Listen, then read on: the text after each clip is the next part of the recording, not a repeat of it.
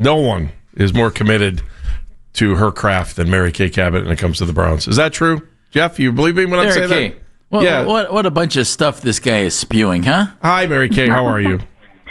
I'm doing great, guys. How you doing? We are doing great, too. We read you every day in the Plain Dealer and Cleveland.com. Make sure you're on board with everything that she has to say, and she always has great stories each and every day, so make sure you read her. Okay, Mary Kay, let's talk about that game. It's just such a weird game because the offense played good enough to win, and so did the defense, and yet it just stares at me, that 17-16 score. Just your general thoughts on the game.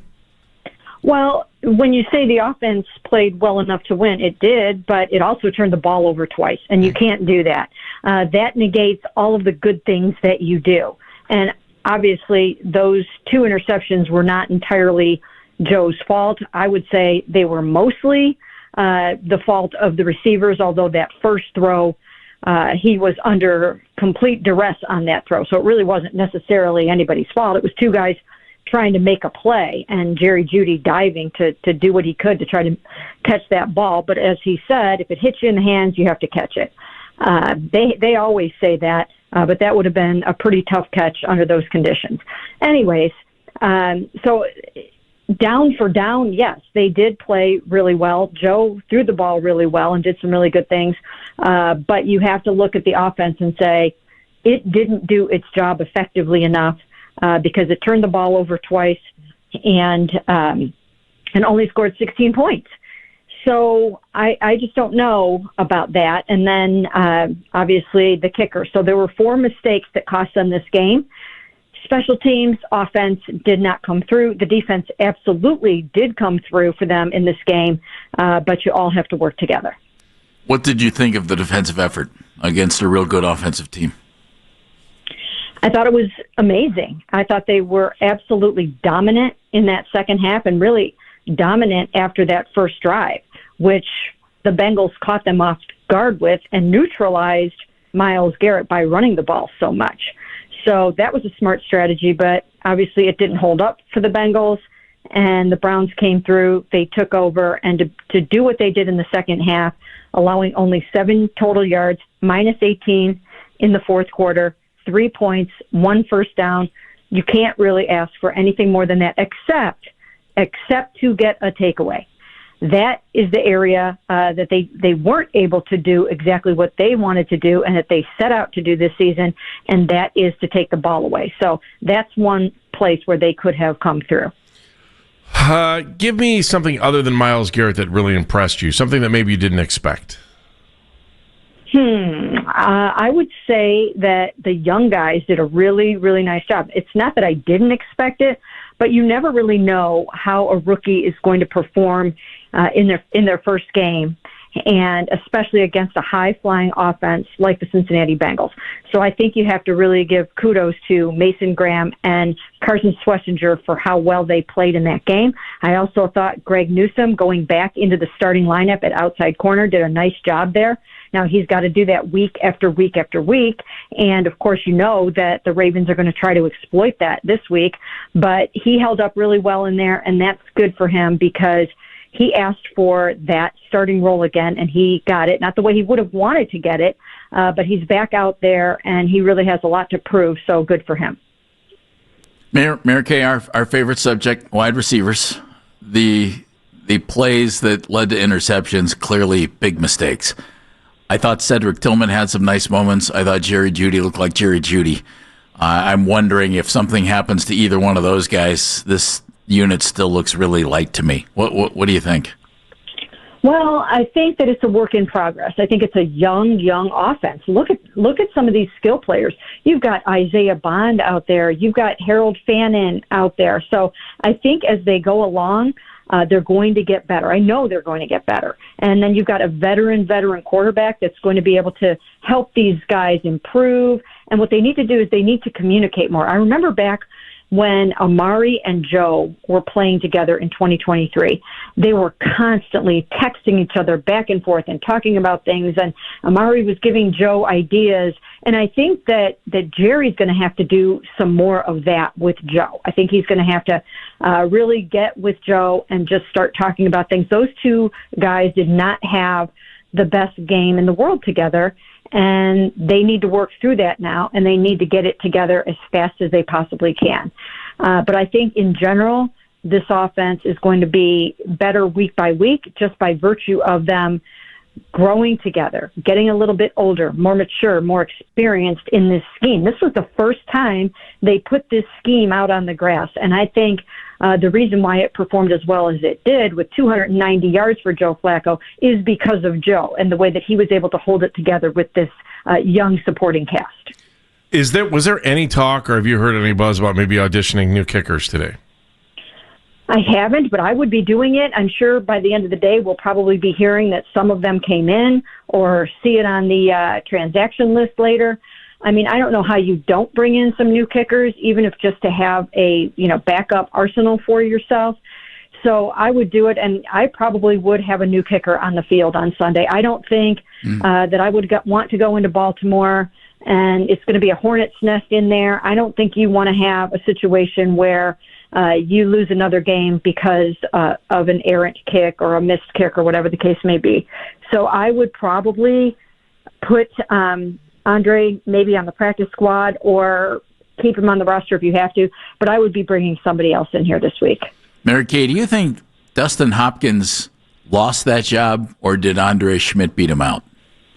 I think Andre won it because the Browns have a youth movement going on right now, which we kind of just talked about. And I think they are looking at this year as an opportunity to transition to their second wave of their Super Bowl window that they want to get into. And I think they probably look at some of these young guys as key pieces of that Super Bowl window number 2 in this regime.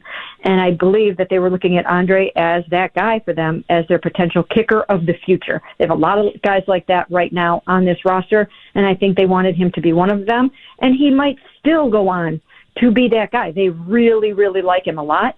But I think right now, in this moment, in this time, that they might want to look at someone else.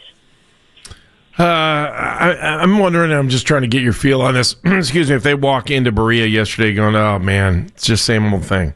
Like, we're finding ways to lose. And I also wonder what the Flacco factor is there, too, because if everything that I had heard when Flacco was here the first time was that, like, negative thoughts and not that he had changed just the whole feeling of the locker room. And I'm wondering if they're able to overcome the loss and be able to turn the page a little bit faster and try to look at things with, I don't know, in a new paradigm, I guess is probably the best way to say, okay, this is not same old Browns, and we're not going to let it be, and we're going to move forward and see what we can do against Baltimore.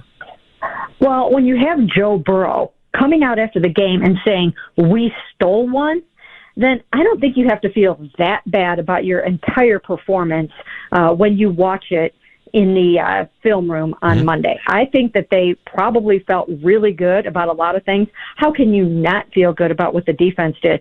Again, they only allowed 1 first down in the second half, and they forced 3 and outs on 6 of the 7 drives in the second half. If you keep up that kind of performance over the course of the season, you're going to win some football games. Once again, I've said this so many times until people are sick of me hearing it from me, and that is, you can't lose the turnover battle and win football games. You cannot do that. And in this particular case, Joe pretty much stayed away from the interceptions himself. I thought that there were times where he just threw the ball away when he needed to. They played it safe at times, and that's good. That's what they need to do with him. He has to be somewhat of a gunslinger at times, but also somewhat of a game manager, and that was going to be the whole thing with him. Now the defense is going to have to come through and take the ball away. But I think that is what this came down to for the most part, except for the missed kicks. Even if you did have the interceptions, but you make those kicks, you can still win the game.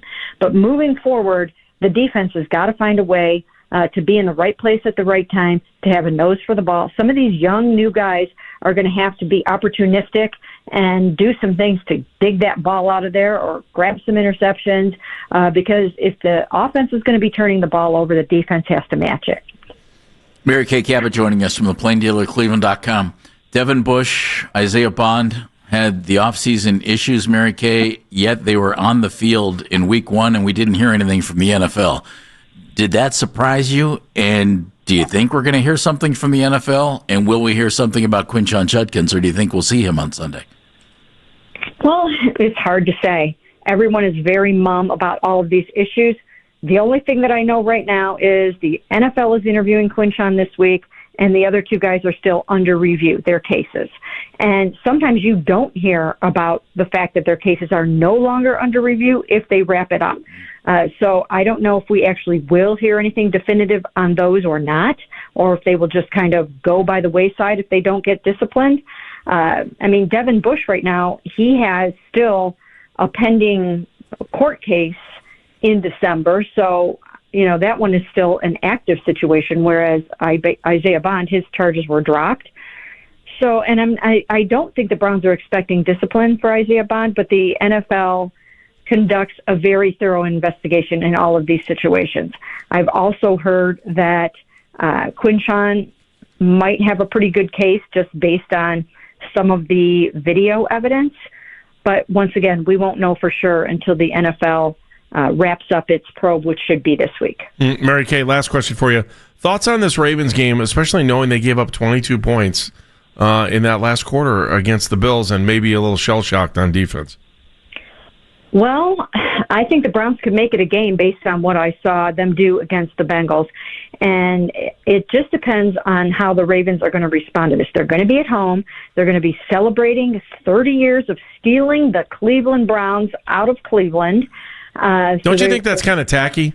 Yes, I do. It's very tacky.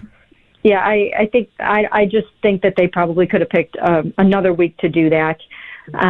But anyway, so they're going to have that going for them. They're going to be fired up about all of that.